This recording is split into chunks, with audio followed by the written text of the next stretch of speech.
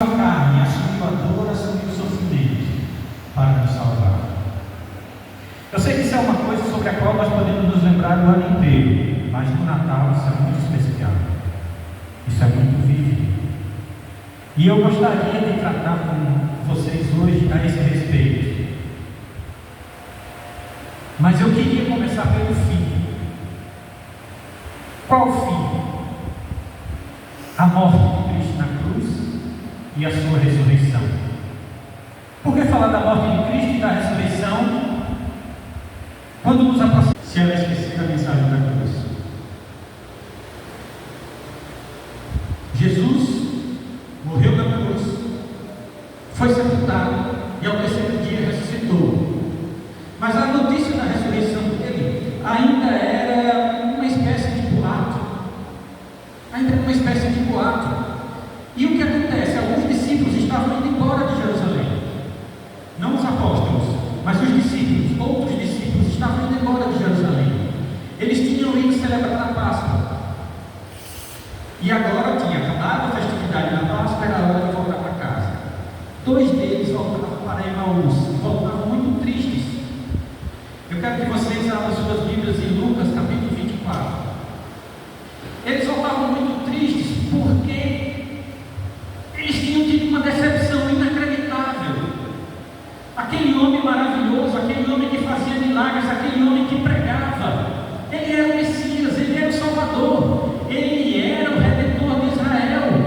Como é que ele poderia ter morrido? Como é que ele poderia ter sido crucificado? Eles tinham se enganado. Ele não era o Messias, ele não era o Salvador. Eles estavam perplexos e estavam indo embora para casa, em outra cidade, a cerca de 1 dia de caminhada de Jerusalém. Até que em certo momento um homem chegou junto deles caminhando, mais um peregrino. Esse homem era Jesus. E eles não o reconheceram, porque quando Jesus ressuscitou, algum mistério existia, que quando ele aparecia, as pessoas não conseguiam reconhecer imediatamente. Elas o reconheciam por uma palavra, por um gesto. E aquele homem perguntou: por que vocês estão tão tristes? E eles disseram: você é o único peregrino que está vindo em Jerusalém, não sabe o que aconteceu? O que foi? Perguntou o peregrino. E eles contaram da morte de Jesus Cristo. Tem um pessoal dizendo aí que ele ressuscitou, mas isso deve ser boato, não é possível. Uma pessoa não ressuscita do nada. E aí Jesus disse uma coisa para eles. Todo mundo abriu Lucas capítulo 24, versos 25 a 27. Todo mundo já encontrou?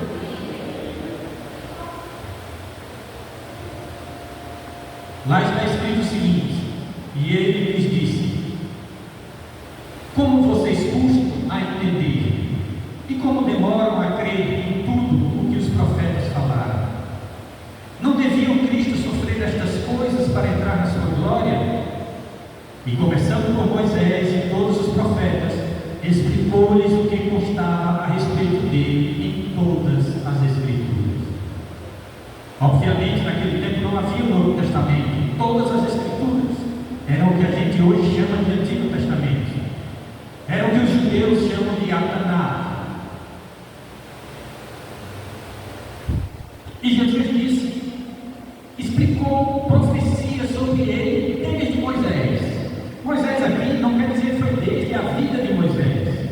Aqui está se referindo aos livros de Moisés.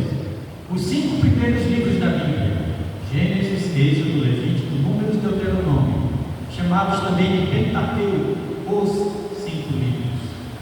Os judeus chamam esses livros de a Torá, a lei. Já na Torá, já na lei, havia o anúncio do Messias e do que ele sofreria.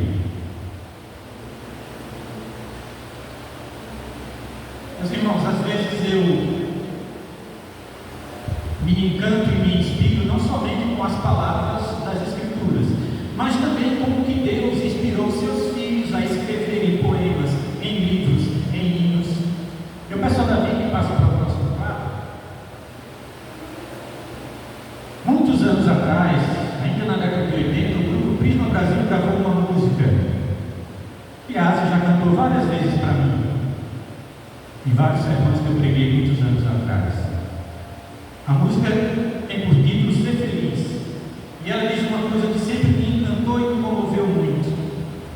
Desde os dias de Adão ouço um hino, trazendo esperança ao aflito. Que hino é esse que tem soado, cantado e consolado pessoas desde os dias de Adão? Este hino é o Evangelho. A palavra Evangelho é uma palavra grega que significa boa nova, boa notícia. E essa palavra significa a melhor de todas as notícias. E ela vem sendo dada a nós desde os dias de Adão. Abra suas Bíblias em Gênesis capítulo 3, versículo 15. Gênesis capítulo 3, versículo 15. Logo após a queda, o homem e a mulher tinham caído em pecado. E Deus anunciou vários castigos que caíram sobre eles. Mas Deus também anunciou uma tremenda maldição sobre a serpente que os tinha levado a pecar.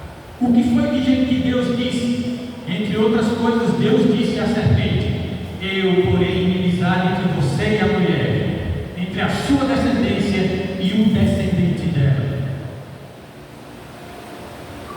Meus irmãos, Deus disse que Satanás não tinha conseguido a vitória naquele dia.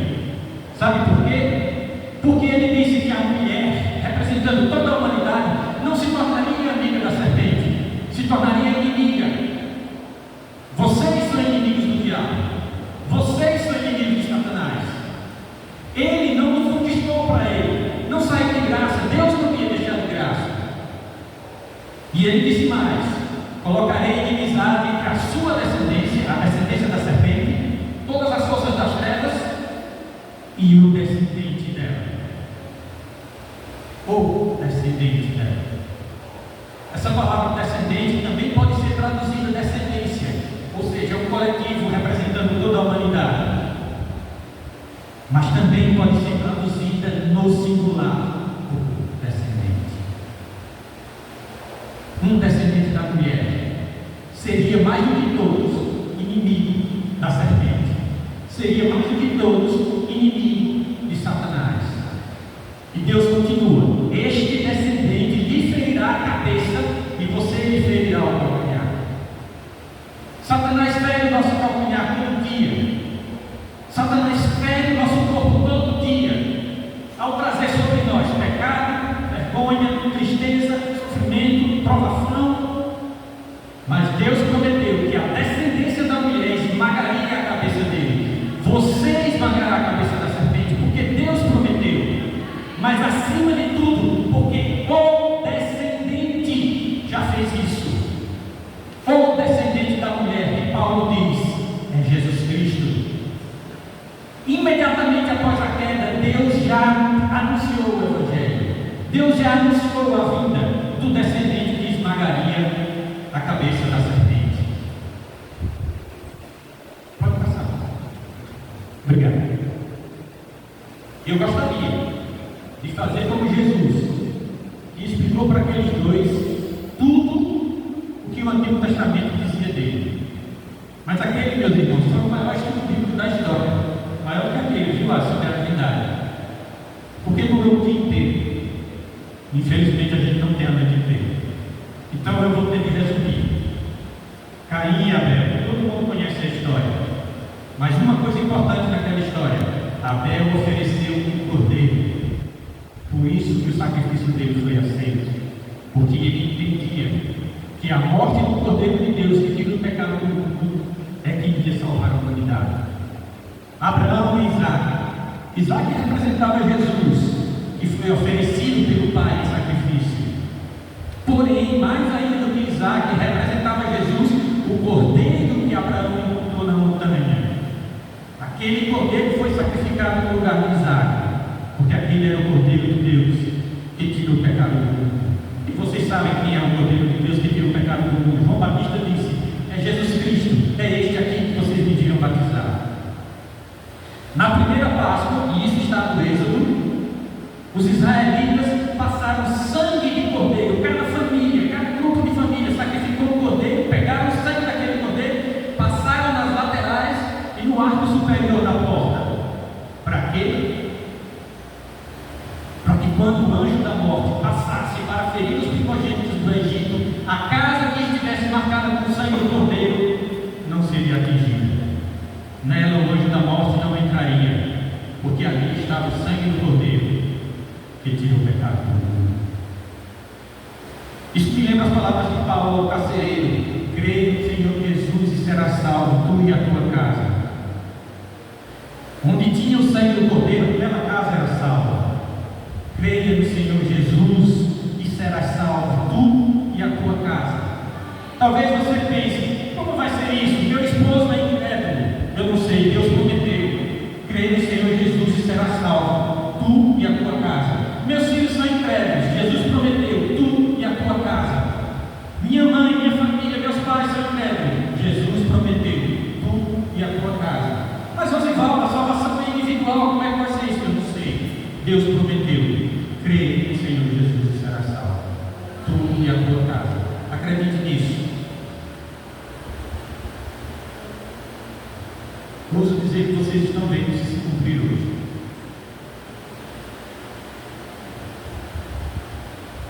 Muitos anos depois, o povo de Israel estava sendo atacado por serpentes, que estavam matando muitos deles. Moisés foi em busca de Deus e Deus disse: erga uma serpente de bronze no céu, que esteja tão alto que possa ser vista de todo o acampamento no deserto. E aquele que olhar para aquela serpente será salvo do veneno dela, será salvo do veneno das serpentes, terá sua vida salva. E Jesus Cristo disse para Nicodemos: assim como Moisés ergueu a serpente no deserto, também o Filho do Homem deverá ser erguido, para que todo aquele que nele crê não pereça, mas tenha a vida eterna. Como diz Deus em Isaías 45, 22: olhai para mim e sede salvos vós todos os tempos da terra, porque eu sou Deus e não há outro. Isso também estava prenunciado naquela serpente de bronze. E alguém pode se perguntar: mas peraí, a serpente não representa Satanás? Essa serpente representava Jesus Cristo? Sim, essa serpente representava Jesus Cristo. Mas como? Isso é assunto para um outro sermão. Quem sabe outro dia, é claro. Moisés, pouco antes de morrer, disse aos israelitas: Deus levantará entre vocês um profeta como eu, a ele vocês deverão ouvir. E profeta pode ser tão grande quanto um homem que abriu o mar para que o povo de Deus passasse. Sim, esse profeta era o Messias, Jesus Cristo. Pode continuar. Obrigado. Séculos depois, quando o reino de Israel estava bem estabelecido, o profeta Natan prometeu a Davi: de você sairá, da sua descendência sairá um rei, que reinará para sempre na casa de Israel. Esse rei passou a ser chamado de Messias, porque os reis não eram simplesmente coroados. Muito mais importante do que a coroação era a unção. O rei era ungido. O sacerdote, que era o representante de Deus, derramava óleo na cabeça dele. E era isso que o consagrava para ser rei. O Messias significa isso, ungido. Em grego, essa palavra é Cristo. Por isso que a gente chama Jesus de Cristo, porque ele é o Messias.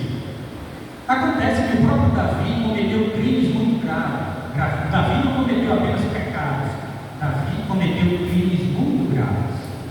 Tão graves que parecia impossível que essa promessa de Deus se realizasse através daquele homem e da sua descendência.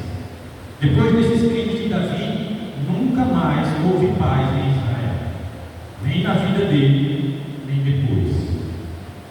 Minto, no reinado de Salomão houve paz, mas os ressentimentos causados ainda durante o reino de Davi levaram à divisão do reino assim que Salomão morreu. O reino se dividiu em dois: o norte continuou se chamando Israel, o sul ficou se chamando Judá. E esse povo pecou muito. E o que aconteceu com todos os pecados que eles cometeram? Deus levantou profetas. Deus levantou profetas para diverti-los, para dizer a eles que Deus castigaria o pecado deles. Mas Deus também levantou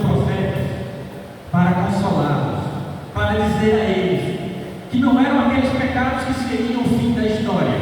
E o fim da história estava nas mãos de Deus. E eu acredito que o maior de todos esses profetas foi o profeta Isaías. Eu peço a vocês que abram em Isaías capítulo 7. O profeta Isaías viveu numa época duríssima, numa época em que o reino do norte estava tão fraco e corrompido que estava sendo atacado por um império poderosíssimo, que era a Assíria. Era como, sei lá, se a gente fosse atacado pelos Estados Unidos. Isaías capítulo 7, versículo 14. Como se a gente fosse atacado pelos Estados Unidos. Qual é a nossa chance? Era isso que estava acontecendo no reino do norte em Israel. E o reino do sul de Judá também estava apavorado com tudo isso. Mas Deus disse que a libertação viria. E Ele prometeu um sinal de qual seria essa libertação. Por isso, o Senhor mesmo lhes dará um sinal. Veja, a virgem ficará grávida, ela dará a luz um filho e o chamará de Emanuel. Meus irmãos, talvez essa tenha sido a primeira profecia que indicava que aquele descendente de Davi, que reinaria sobre Israel, não seria um ser humano qualquer. Ele seria Emanuel. Vocês sabem, o Novo Testamento traduz Emanuel. Emanuel significa Deus conosco. O Antigo Testamento anuncia que não seria um mero profeta, que não seria um mero rei, que não seria um mero pregador, seria Deus que viria para ficar conosco. E essa talvez seja a promessa mais maravilhosa do Antigo Testamento inteiro. Mas as coisas não ficaram bem. O reino do norte acabou sendo derrotado. E as 10 tribos de Israel que viviam no norte foram levadas para muito longe. Para um lugar muito longe, onde hoje talvez seja o nordeste do Irã, a Armênia, a Geórgia. Ninguém sabe que fim eles levaram. São chamadas até hoje de as 10 tribos perdidas de Israel. A promessa de Deus não parecia que estava se cumprindo. Parecia que tudo ia de mal a pior. Sobrava apenas o reino de Judá. O reino de Judá, meus irmãos, era menor do que a metade do estado de Sergipe. Era muito pequeno. Cercado de reis poderosíssimos. Egito ao sul, Assíria ao norte, Babilônia depois, Medopérsia. Parecia não ter fim. E a terra de Israel, que ficava no norte, acabou ganhando um nome: Galiléia. O que é Galiléia? A terra das nações. O que são as nações? Os estrangeiros, os idólatras, os ímpios, os infiéis. Porque aquela terra não pertencia mais a Israel.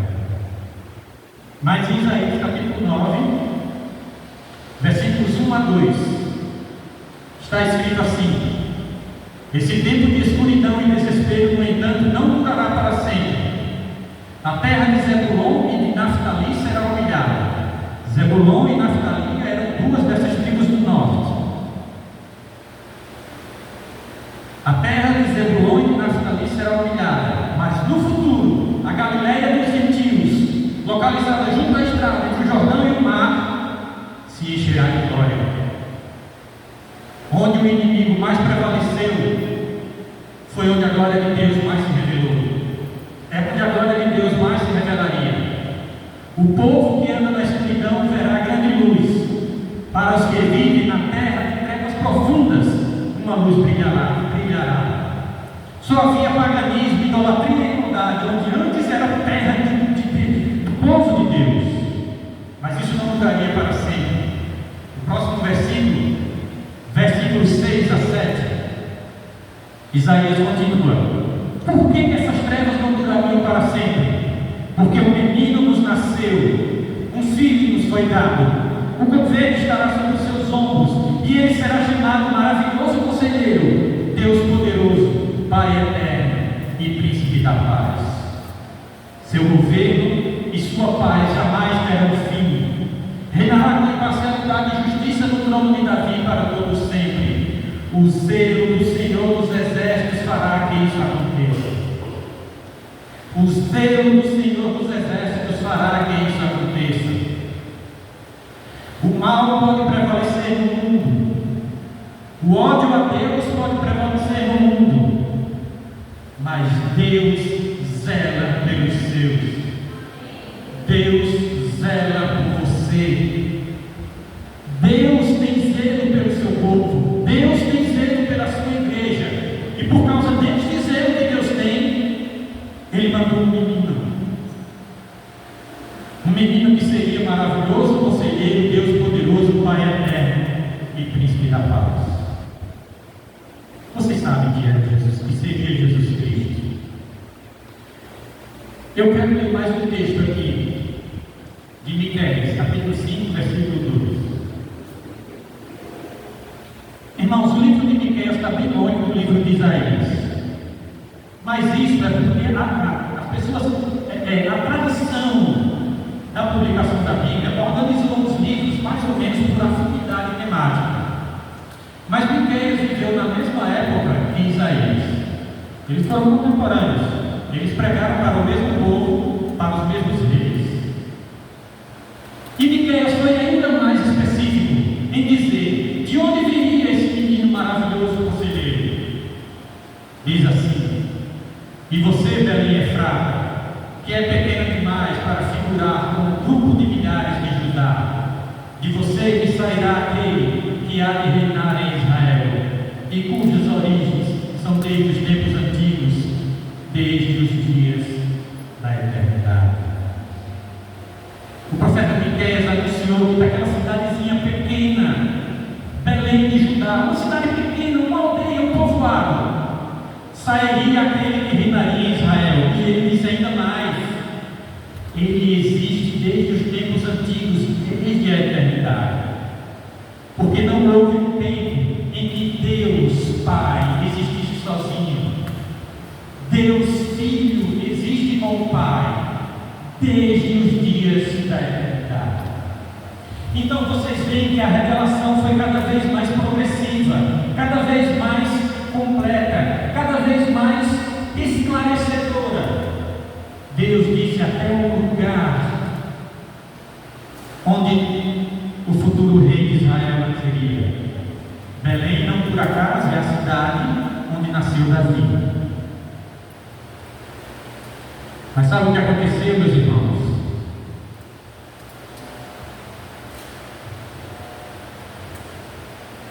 Subiu ao trono de Judá um rei chamado Manassés.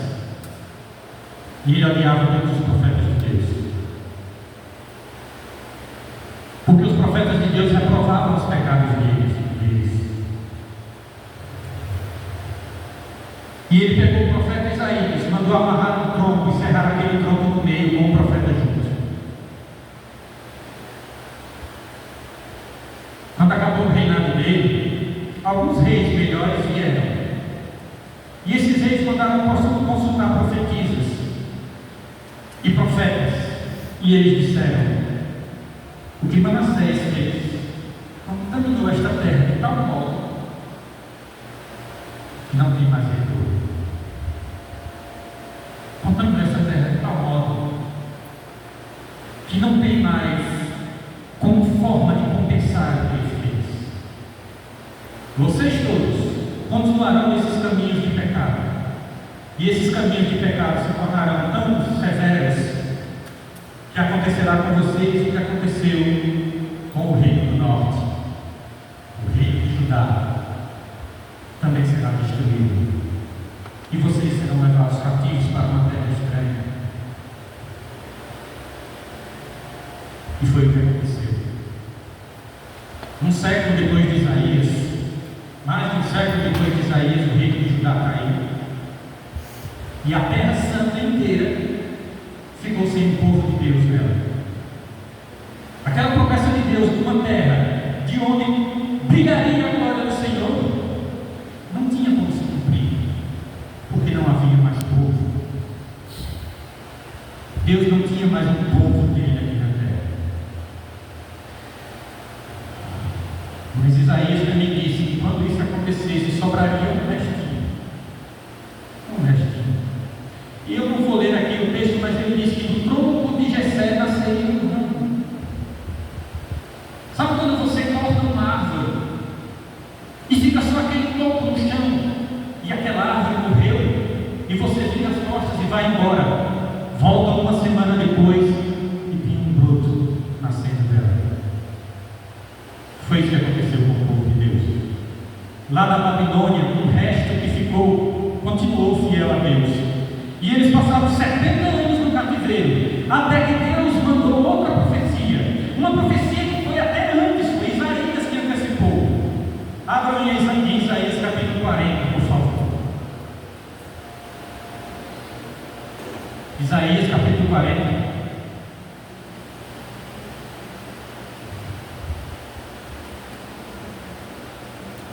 Vamos ler os versos de 1 a 5. Todos já encontraram?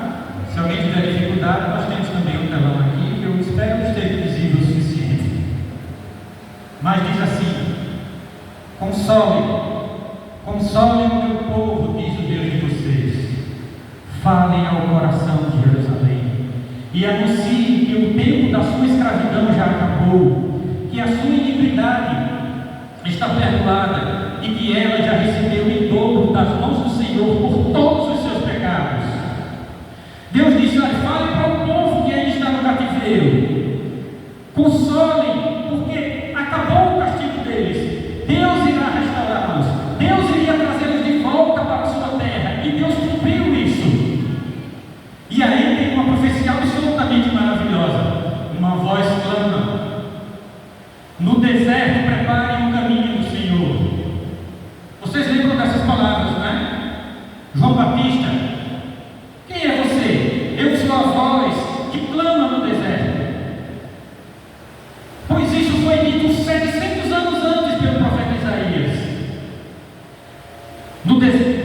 Uma voz clama: no deserto preparem o caminho do Senhor, no ermo façam uma estrada reta para o nosso Deus. Deus não queria uma estrada tortuosa. Você já deve ter dirigido uma estrada tortuosa? Você não sabe o que é que vem do outro lado, porque a curva não deixa você ver. Deus disse: não, eu quero um caminho reto, eu quero que todo mundo veja o que será feito, eu quero que todo mundo veja o que acontecerá. E ele diz mais: todos os vales serão levantados e todos os montes e colinas serão rebaixados. Por que isso? Se você for ali para esse pátio, ou mesmo para a rua, você vai ver que você não consegue ver muita coisa além da próxima, da frente aqui da rua, ou além dos muros, ou sei lá, se você estiver lá em Itabaiana, aqui na serra, você consegue ver. Aquilo é um obstáculo que impede que você veja longe o suficiente.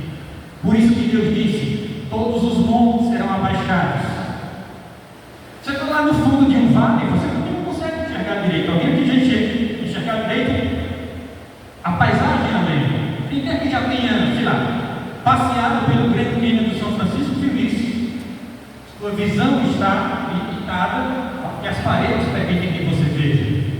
Por isso que Deus disse que os vales serão elevados. Deus disse que a terra seria alisada, os caminhos seriam desentortados e a terra seria alisada. Por que a terra seria alisada?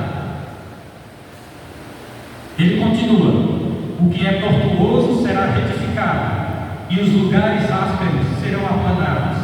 Por quê? Porque a glória do Senhor se manifestará e toda a humanidade a verá, pois a boca do Senhor o diz. Deus prometeu alisar a terra, deixar todos os caminhos retos. Sabe para quê? Para que quando a gente olhasse, nada atrapalhasse a visão da glória do Senhor, que encheria toda a terra. Essa é uma das profecias messiânicas mais maravilhosas, porque se cumpriu, começou a se cumprir com João Batista, mas nós veremos como ela vai terminar à medida que nos aproximamos do fim.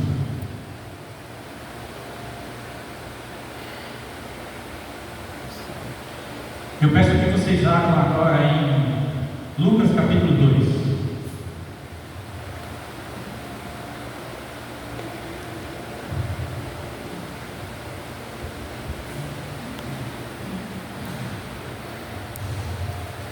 Lucas capítulo 2,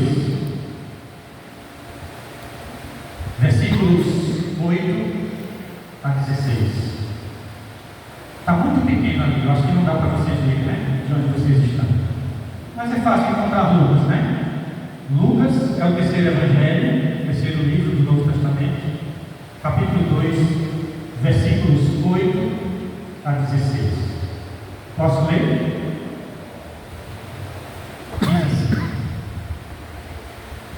Naquela noite havia alguns pastores nos campos próximos, vigiando rebanhos de ovelhas. De repente, um anjo do Senhor apareceu entre eles, e o brilho da glória do Senhor os cercou.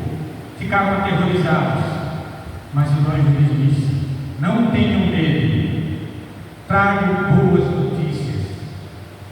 Eu trago boas novas, eu trago o Evangelho. Aqui estava começando o cumprimento de todas as profecias que nós vimos agora há pouco. Trago boas notícias que darão grande alegria a todo o povo.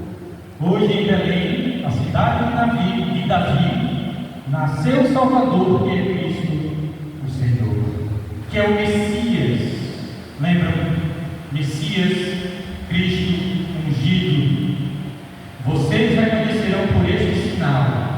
Encontrarão um bebê enrolado em faixas de pano, deitado numa manjedoura. Eu não sei se todos vocês sabem o que é uma manjedoura, mas uma manjedoura é um colchão. É um lugar onde você bota comida para alimentar os animais. Cavalos, bois, jumentos. Jesus não tinha um berço. Jesus não tinha onde nascer. Nasceu num local mais apropriado para animais do que para pessoas, e o anjo disse: eis o sinal, vocês encontrarão um menino numa manjedoura. Sabe, ele não tinha um colchão, ele não tinha um edredom, ele não tinha nada. Maria e José pegaram palha, a palha que se dava para os animais comerem, colocaram lá, tentaram deixar o mais confortável possível e colocaram Jesus ali. De repente juntou-se ao anjo uma grande multidão do exército celestial, louvando a Deus e dizendo: glória a Deus no mais alto dos céus. A gente canta tanto, né? Glória a Deus nas alturas. É uma das músicas mais bonitas do Natal, pois os primeiros que cantaram essas músicas foram os anjos de Deus. Esta música foram os anjos de Deus. Glória a Deus nos mais altos dos céus, e paz na terra àqueles que de Deus se agradam. Quando os anjos voltaram para o céu, os pastores disseram uns aos outros: vamos a Belém para ver esse acontecimento que o Senhor nos anunciou. Indo depressa ao povoado, encontraram Maria e José, e lá estava um bebê deitado na manjedoura. Meus irmãos, aqui começou o cumprimento de todas aquelas maravilhosas profecias.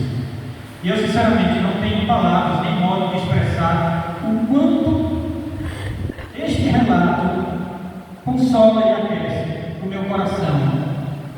E é por isso que a época de Natal se torna tão maravilhosa e tão preciosa. E ainda no capítulo 2 de Lucas, eu quero que vocês leiam os versículos 25 em diante. Lá diz assim: havia em Jerusalém um homem chamado Simeão.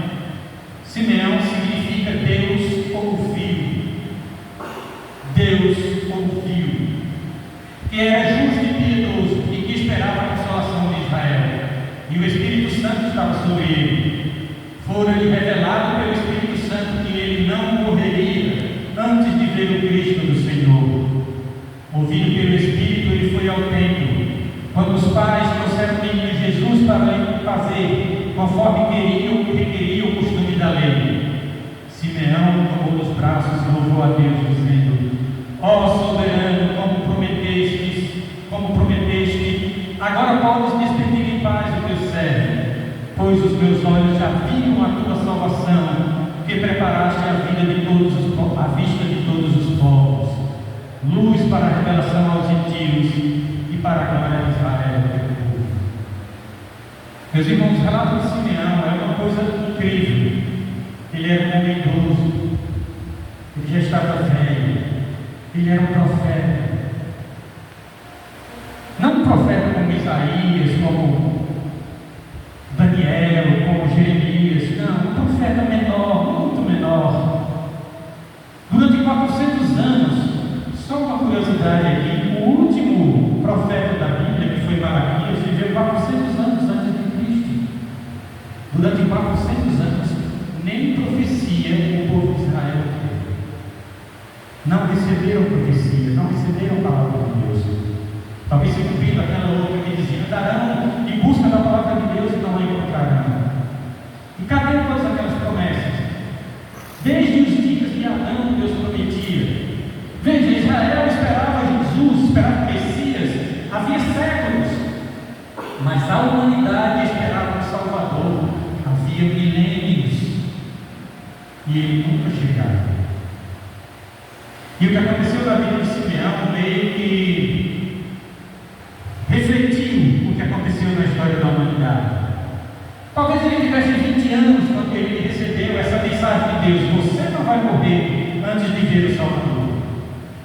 Mas aí ele chegou aos 30, 40, 50, talvez 70 anos, e nada do Salvador chegar. Mas um dia ele foi ao templo, e lá no templo um casal apresentava o seu filho. Sabe essa apresentação que a gente faz aqui quando os nossos pais, nossas mães fazem aqui dos seus filhos? Era essa a apresentação que Maria e José estavam fazendo. Quando Simeão viu aquela criança, Deus o fez perceber que aquele era o Salvador. E ele disse: Senhor, eu agora posso morrer. Posso morrer, pode me levar. Eu não preciso mais de nada. Eu já vi o Salvador.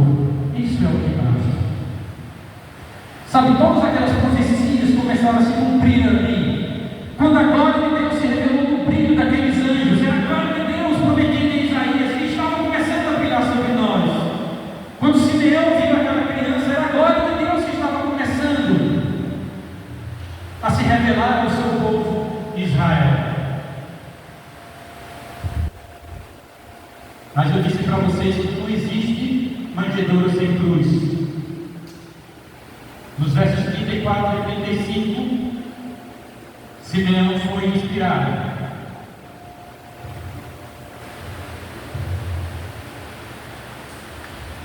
a dizer mais uma profecia. Ele disse assim: e Simeão os abençoou e disse a Maria, mãe de Jesus: este menino está destinado a causar a queda e o soerguimento de muitos em Israel, e a ser um sinal de contradição, de modo que o pensamento de muitos corações será revelado. Quanto a você, Maria, uma espada atravessará a sua alma. Não existe manjedoura sem cruz. Nem todo Israel aceitou o seu Salvador, e por isso muitos caíram. Mas muitos o aceitaram, e por isso muitos foram erguidos, foram levantados. E quando a Maria veio, o que nenhuma mãe merece ver, ver o seu filho acorrentado, arrastado, cuspido, chicoteado, pregado na cruz, e morrer na pior das agonias, uma das piores agonias que já foram inventadas pelo ser humano. E essa espada lhe atravessou a alma. Meus irmãos, eu quero primeiro pedir desculpas. Quem sabe outro dia eu trago um sermão aqui para vocês em que eu leia um ou dois textos e fale 40 minutos em palavras minhas. Eu quis trazer para vocês essas palavras porque elas são, para mim, o que existe de mais precioso em toda a Escritura. E eu queria lembrar para vocês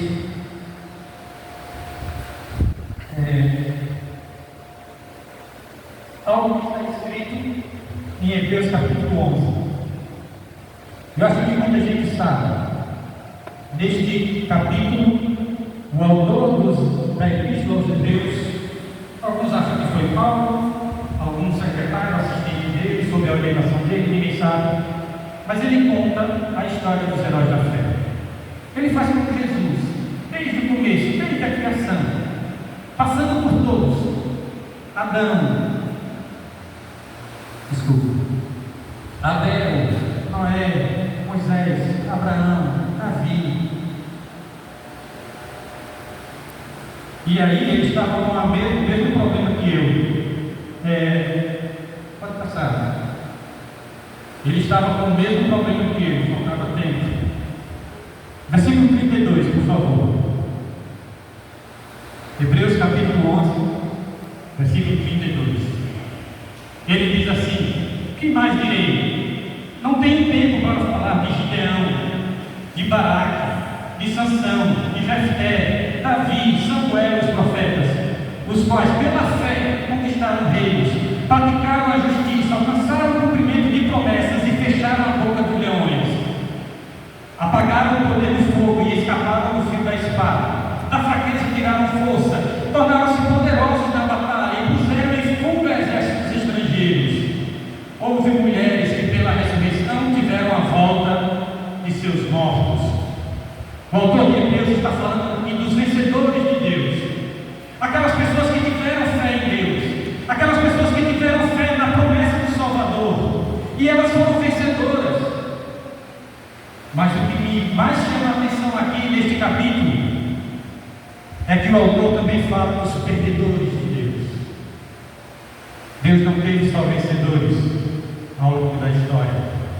Esses pregadores que vocês ouvem por aí, garantindo que, sob a proteção de Deus, nós só teremos paz e prosperidade, são falsos profetas.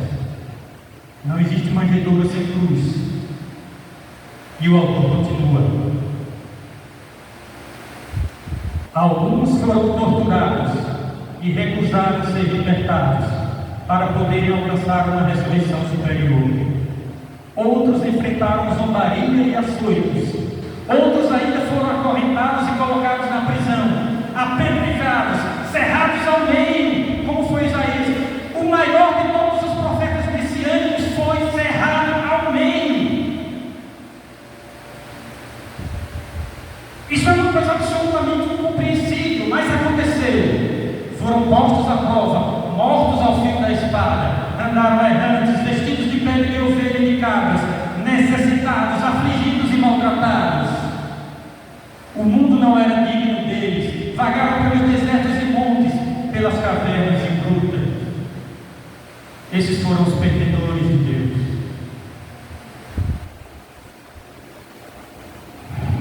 Gostaria de fazer um pequeno parênteses aqui e dizer para você: se a sua vida não são só bênçãos, se na sua vida também existem derrotas, se na sua vida também existem tristezas, se na sua vida também existem fracassos,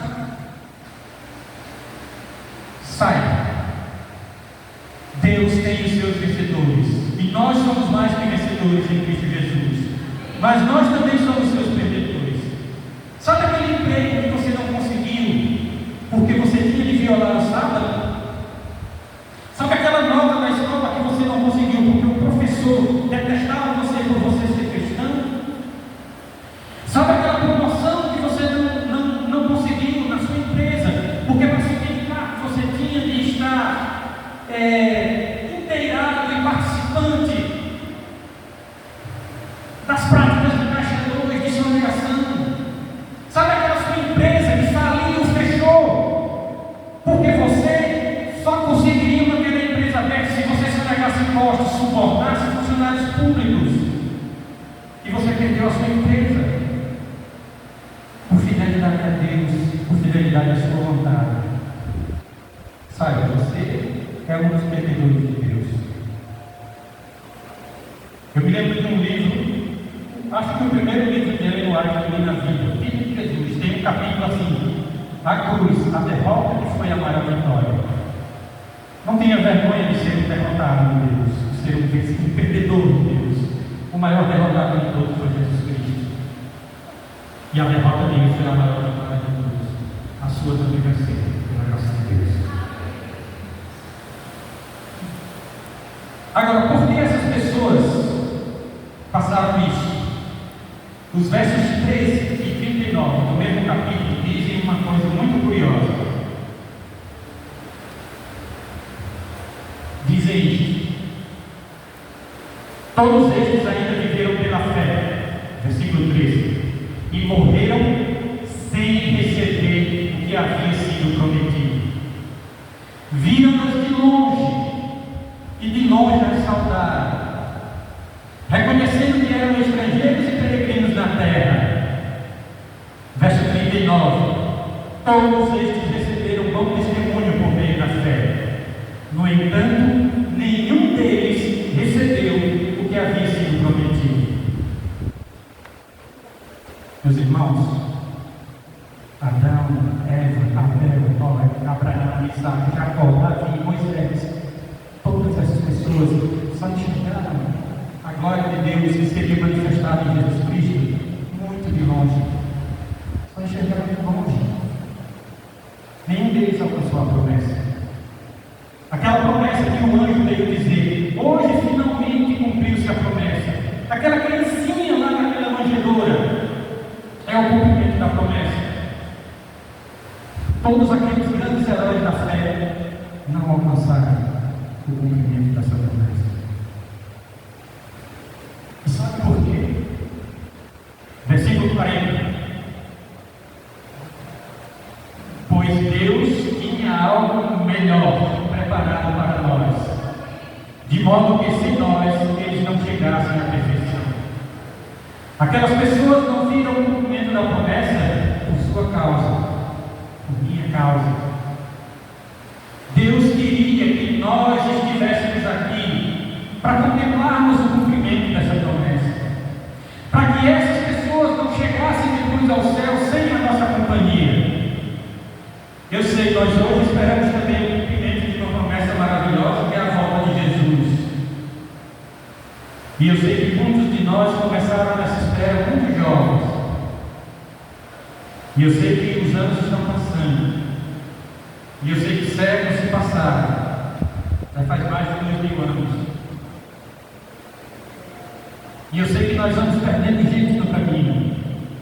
Vamos perdendo pai, vamos perdendo mãe, às vezes perdemos até os filhos. E talvez tenhamos de ter a mesma fé de todos aqueles heróis aos quais foi dado contemplar tudo isso apenas de longe. Sabe por quê? Sabe aquele neto seu que ainda não nasceu? Deus quer vir do céu também. Sabe aquelas pessoas para as quais você ainda não pregou o Evangelho? Deus quer essas pessoas do céu também. E é por isso que nós também temos que esperar o cumprimento das promessas. E eu vou encerrar pedindo que vocês abram Mateus capítulo 28, versículos 19 e 20.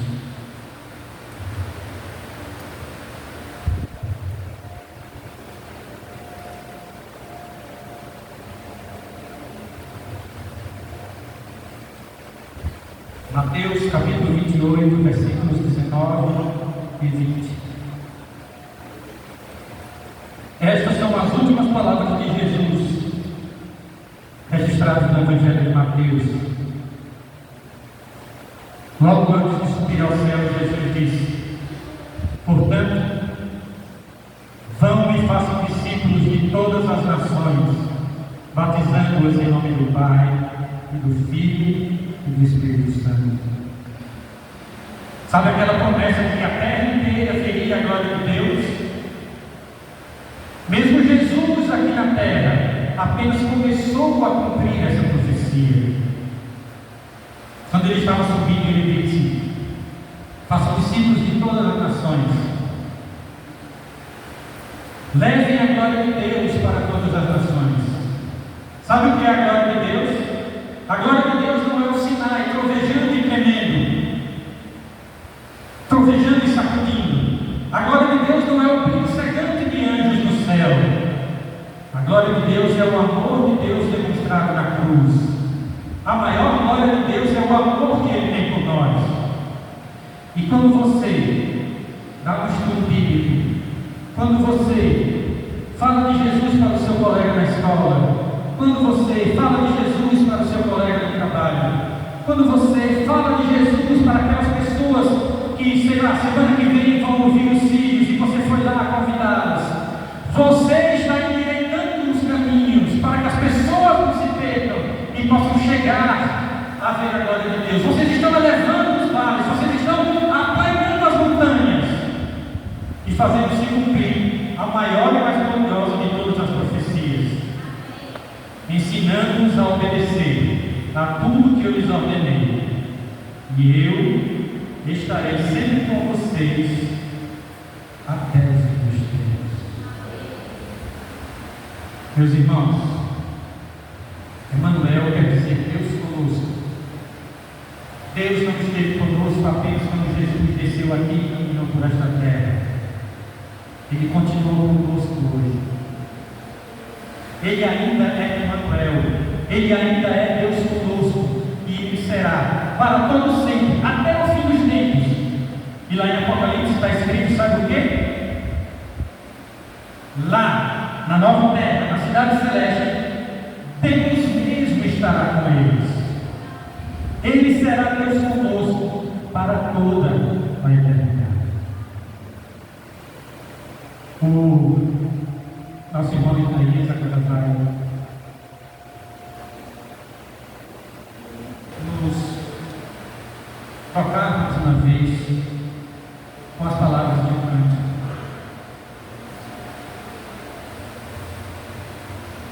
E eu peço que vocês meditem tanto no que ele canta, quanto em tudo que nós vemos esta vez.